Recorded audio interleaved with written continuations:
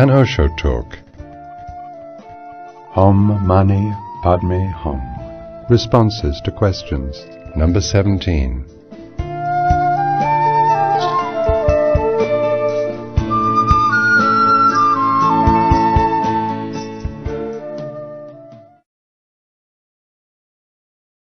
I heard you saying that we are all enlightened.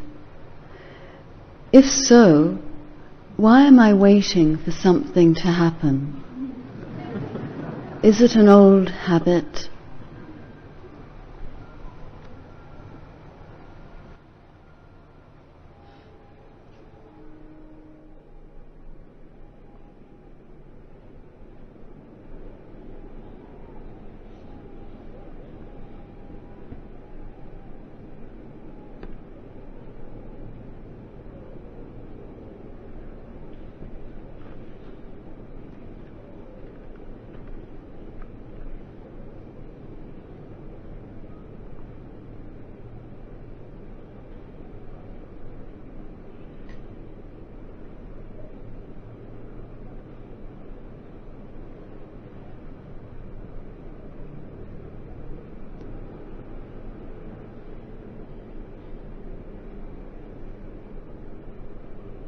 It is one thing to hear,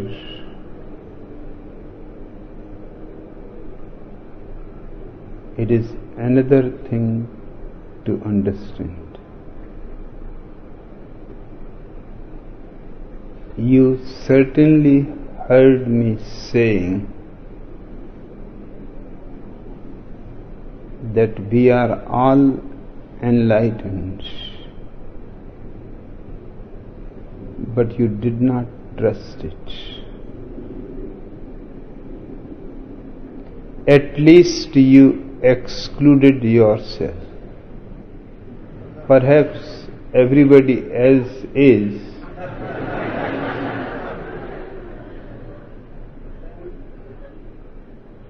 But I am an enlightened. This was too much for you.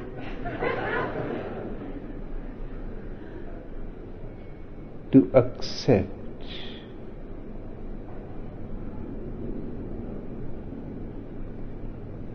Hence the question. Your question shows your innermost turmoil. You are saying, if so. I had not said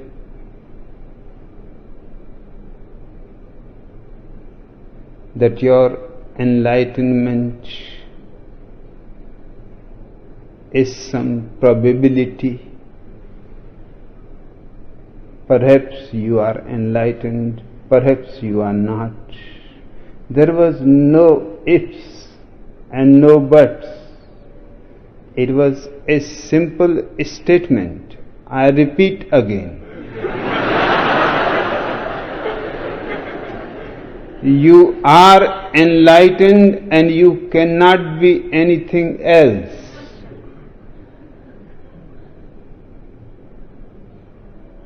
But I can understand your difficulty. You have been told you are ignorant and you have accepted it. You have been told you are unworthy and you have accepted it. You have been told you are not beautiful and you have accepted it. Just look at how many things you have accepted without creating ifs and buts, without even asking the question.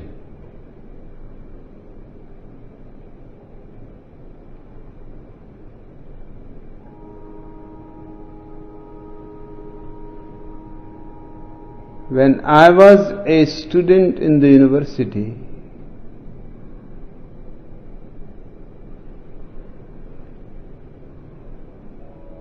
My class consisted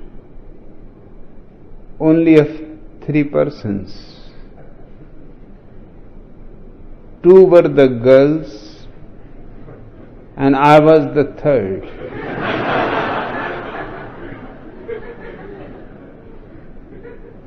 And a certain Professor Bhattacharya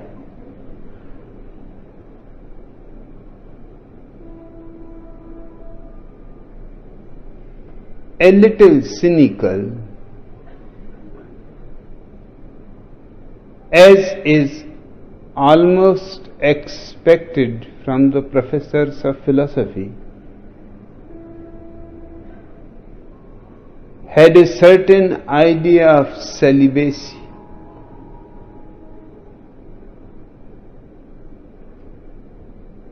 He used to teach in the class with closed eyes.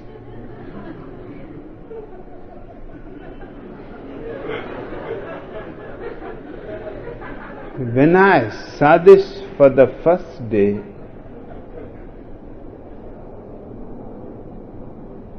I could not figure it out what is the problem. After the class, I approached him and asked him. He said, I cannot see women.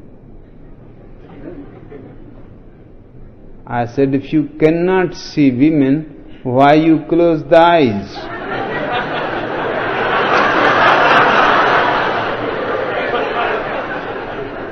He said, you don't understand me.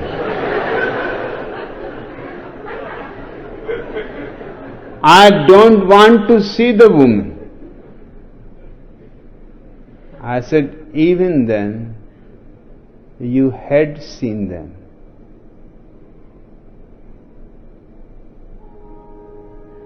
It does not matter whether you want or not.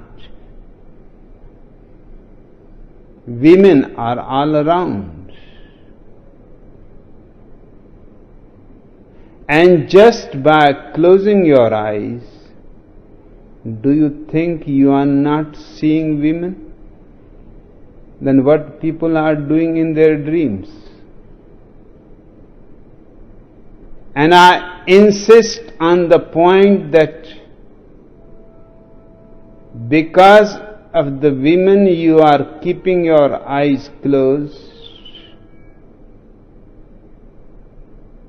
you will be consistently reminded only of the women. And remember that no woman is so beautiful with open eyes as she becomes when your eyes are closed.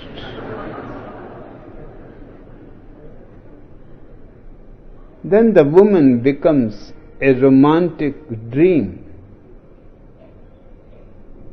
Reality is not so romantic.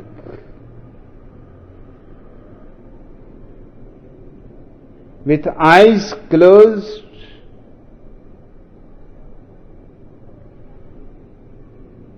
you are taking a very dangerous step.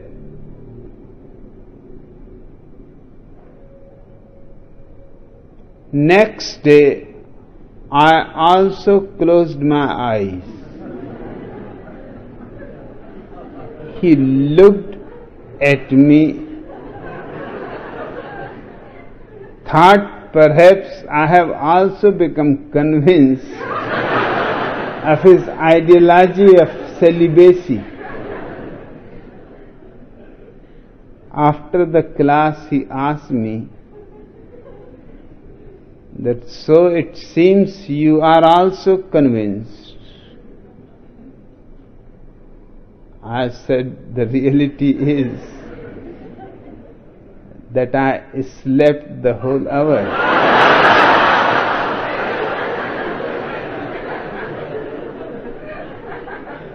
And now I will sleep every day. If you are free to close your eyes, I am also free to close my eyes. It does not matter what happens with closed eyes. You dream, I sleep.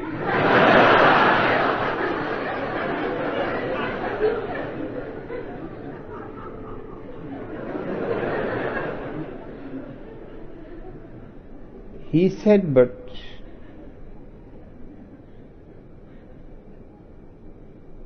then what is the point of attending the class?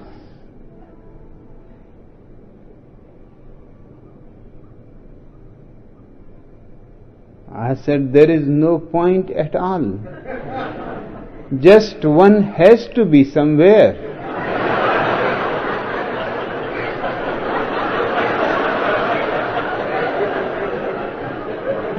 Do you mean to say that wherever I am, I have to answer the question why I am here? And I told him an old story that a man comes home, finds his wife naked on the bed, sees the shoes of his friend by the side of the bed, looks all around, suspects he must be in the cupboard. He opens the cupboard. Certainly the naked friend is standing there.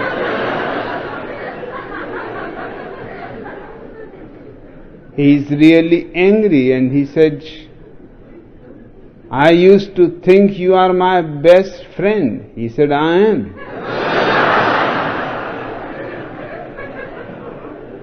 He said, then why you are standing here in the cupboard? The man said, this is strange. Everybody has to be somewhere.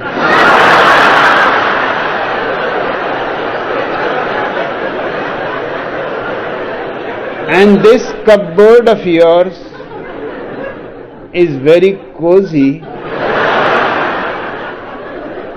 And this is not the first time that I am standing here. It is my usual habit.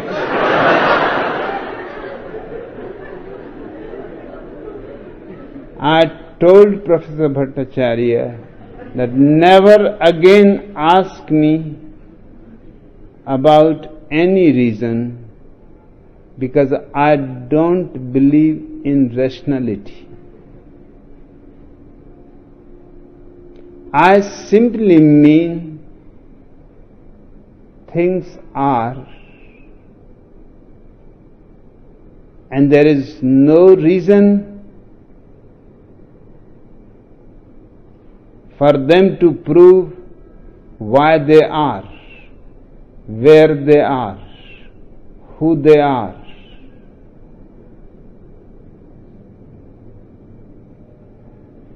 But from your very childhood, you have not been given the right vision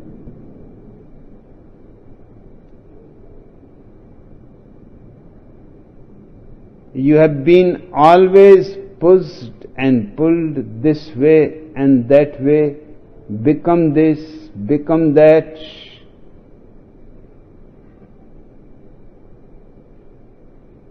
Nobody ever thought that if existence wanted only Gautam Buddhas,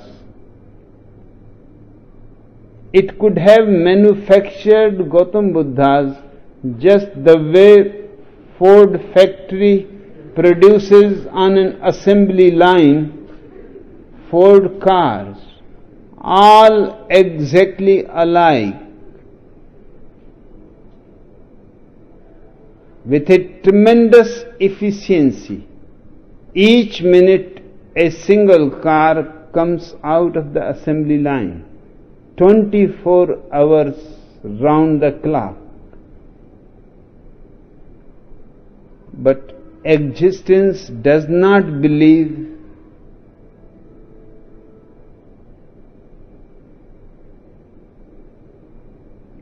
in a situation where everybody is alike everybody else.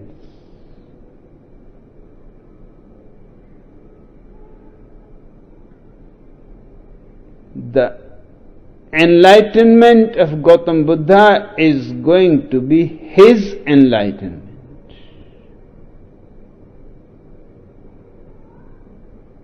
Your enlightenment is going to be your enlightenment.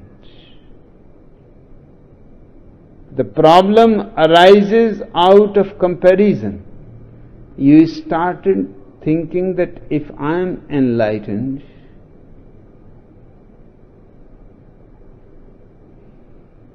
then why I am not a Gautam Buddha or a Jesus Christ or a Bodhidharma? I am just Vit Vijnanam. Nobody worships me.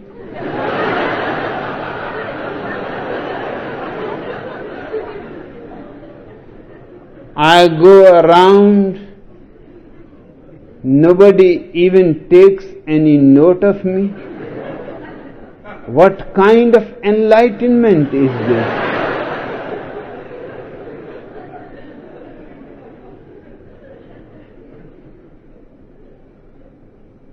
Certainly,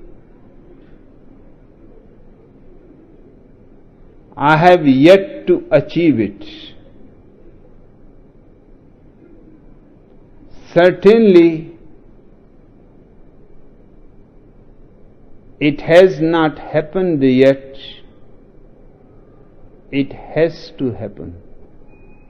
The idea has been propagated with such consistency for so many thousands of years that enlightenment is an achievement.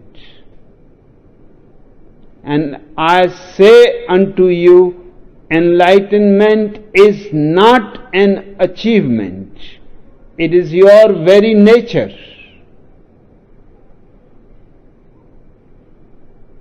And if you are missing it, the reason is not that you have not achieved it. The reason is that you are looking it all around in every place, excluding yourself. Going to every temple, reading every holy scripture, existing all kinds of stupid people who are pretending masters.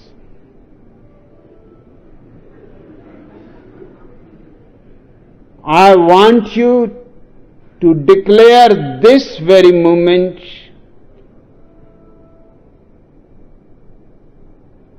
that you are enlightened. It does not matter. It is not needed that everybody should worship you. Why anybody should worship you? You are making unnecessary conditions for enlightenment. This is not only your problem, it has been problem for many. The Buddhists cannot accept Mahavira enlightened because he is naked and Gautam Buddha is not naked.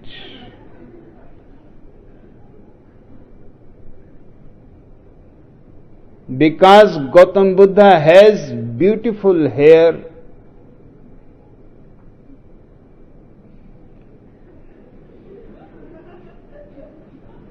and Mahavira pulls his hair, how can these both men be enlightened?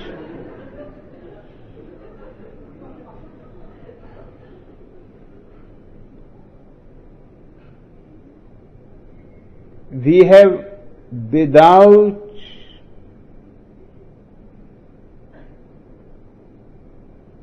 contemplating, accepted an idea that every enlightened person is going to be the same. It is absolutely nonsense. In existence, variety is the beauty of it. I would also like everybody to be enlightened in his own way and express his enlightenment in his own way. Otherwise, this whole life will become a burden. Just think, as Jesus says to his disciples, everybody has to carry his own cross.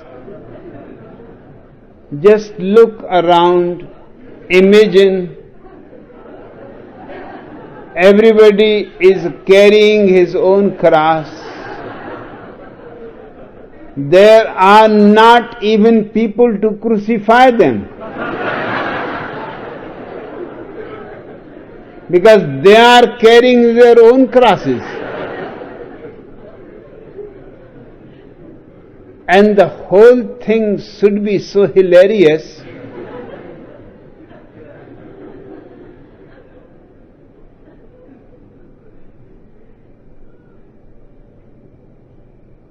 Existence never produces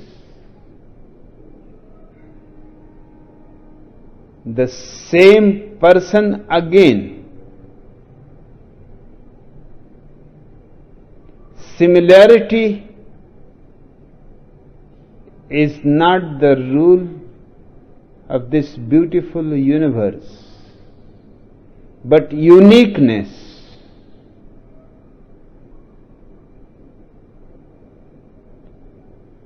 And the moment you accept uniqueness, you accept a tremendous respect for others as they are.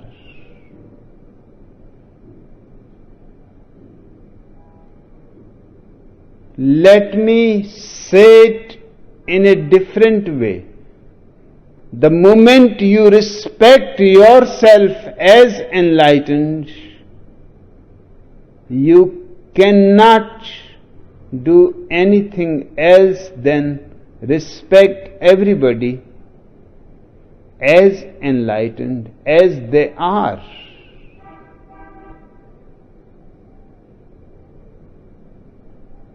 There is no need for everybody to fit into a certain category. Enlightenment is not a category.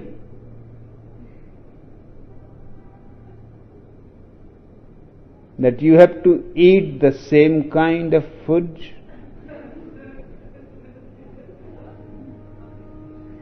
If there was certain rule like this, rather than eating spaghetti, I would have renounced enlightenment.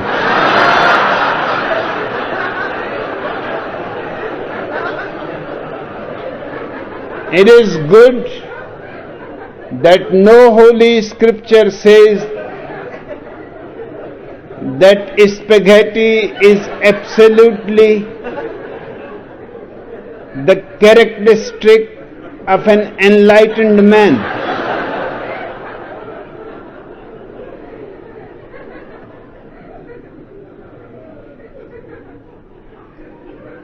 If you understand me, what I am saying in your very ordinariness, you are perfectly good. Nothing is needed to be added to you. And if you can relax in this ordinariness, this very ordinariness, because of your relaxation, will become radiant, will start blossoming. Your acceptance, your self-respect will be a nourishment, will bring the spring to your being, and the flowers will start opening their petals. But you are never at home. You are looking into other people's home. Somebody is in Gautam Buddha's, somebody in Lao Tzu's, somebody in Jesus Christ, somebody in Moses. It is a very strange situation that you have been diverted in such a way that everybody is somewhere else where he is not expected to be, and he is not where existence wants him to be. I teach the immediate and ultimate ordinariness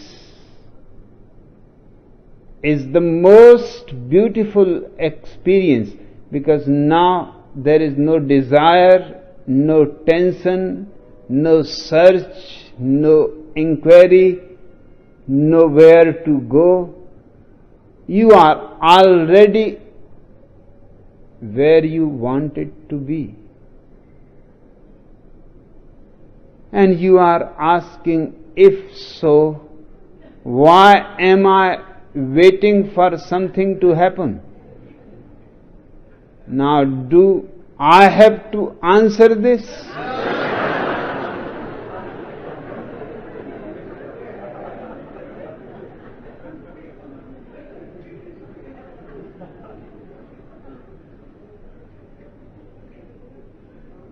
Perhaps this is your unique enlightenment, that even though you are enlightened, still you are looking for some happening.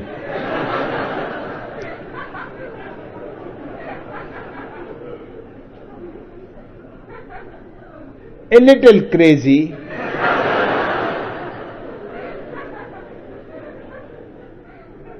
But that does not destroy your enlightenment. And few crazy people are also needed. They bring salt to existence. An existence without crazy people will lose something very interesting.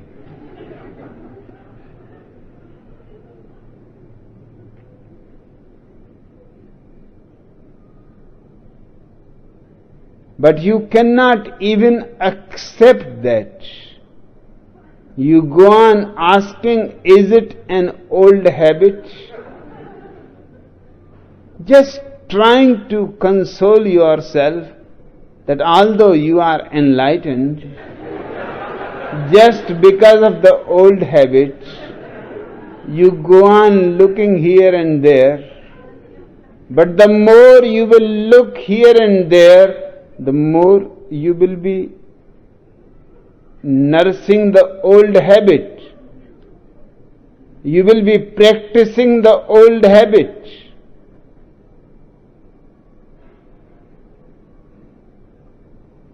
It is very difficult to see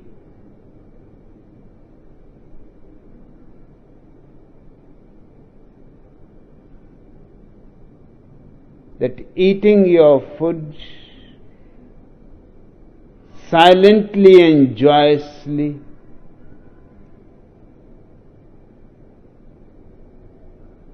sleeping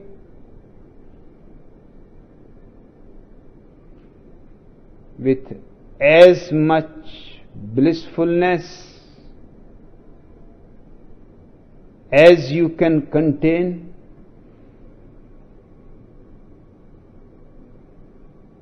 having an ordinary life, of being a carpenter or being a shoemaker or being a painter or a poet or a dancer,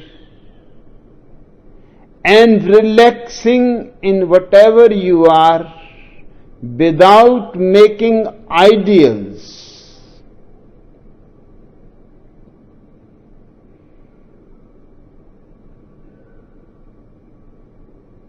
But man cannot be destroyed without ideals,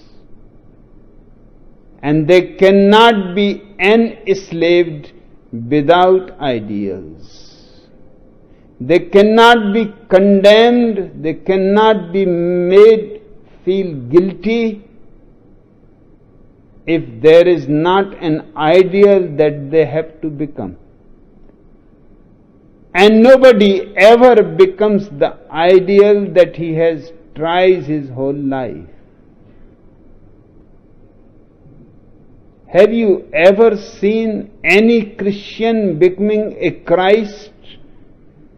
And almost half the humanity is Christian, and for 2000 years these people are trying hard to fulfill the ideal of being a Christ. But why they go on failing? And it is not only the Christians, the Jainas, the Hindus, the Buddhists, the Mohammedans. Nobody has been successful.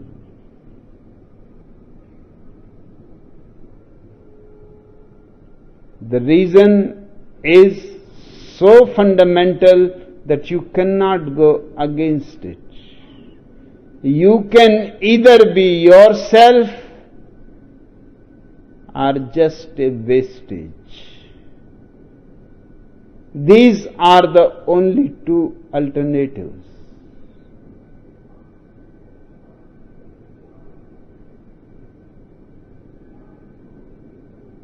Love Gautam Buddha for his uniqueness, but never imitate him. He himself never imitated anybody, that's why he is enlightened. It is strange that a simple fact has not been recognized. Mahavir never imitated anybody, and that's why he is enlightened. You show me a single enlightened being who has ever imitated anybody. I am reminded of a very beautiful man, Kabir. In India, Hindus believe that Ganges is a holy river.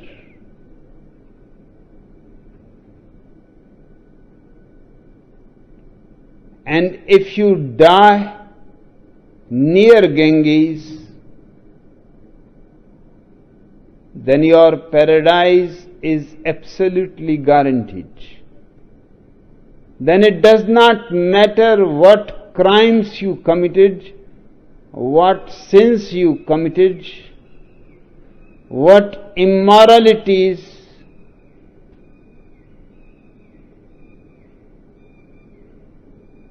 everything is washed out by Ganges.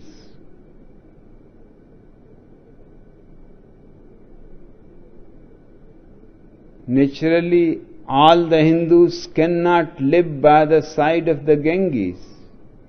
That will be too much of a crowd.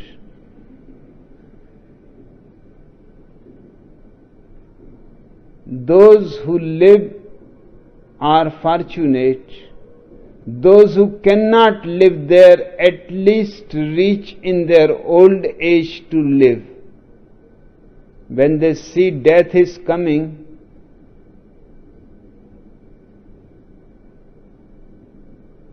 in cities like Varanasi,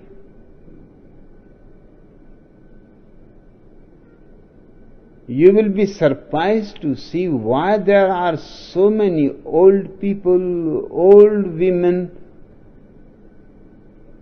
No other city can compete in that matter.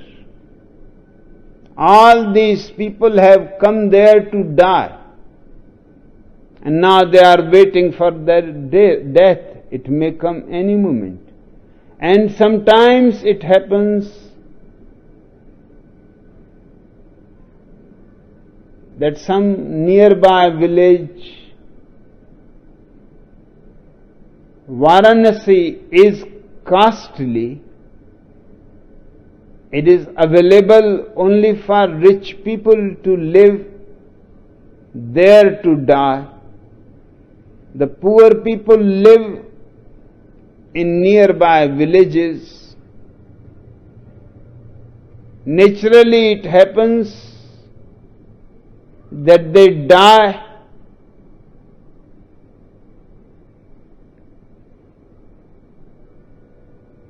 in their villages, but immediately their friends and their relatives take their dead bodies to the Ganges. It doesn't matter, just few minutes or half an hour or 1 hour. God cannot be so cruel. He will forgive even these people also. Kabir lived all his life in Varanasi, the most holiest city of the Hindus. Just on the other side of the Ganges, there is a small village called Maghar. I don't know how the idea became prevalent that anybody who dies in Varanasi goes to paradise, and anybody who dies in Maghar becomes a donkey. And Maghar is just on the other side of Ganges. And before Kabir felt that now his time has come, he told his friends, "Take me to Maghar." They said, "Are you mad? Nobody wants to die in Maghar. People who are living there are continuously afraid. Before death, they have to escape from there. And you have lived your whole life in Varanasi. And now, when the right moment has come, you want to go to Maghar. And you know perfectly well that people who die in Maghar become donkeys." Kabir said,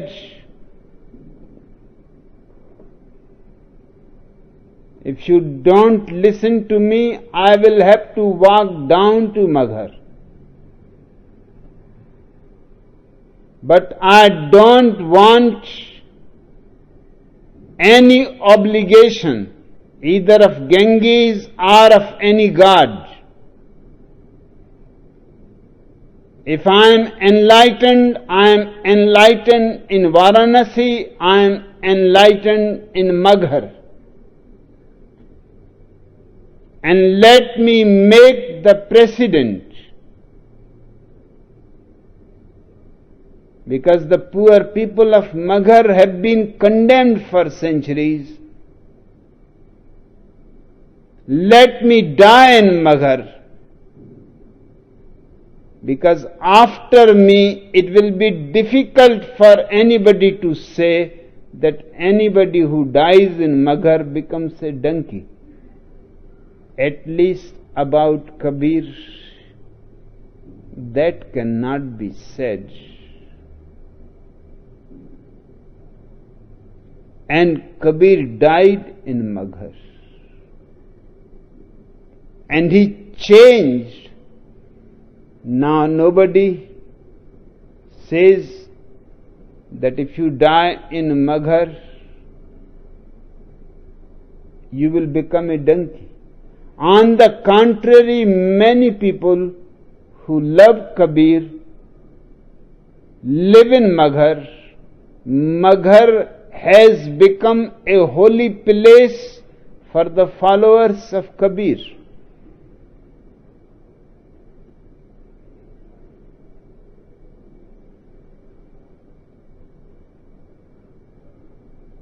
It happened that Meera, another woman mystic, has come to Varanasi just on a pilgrimage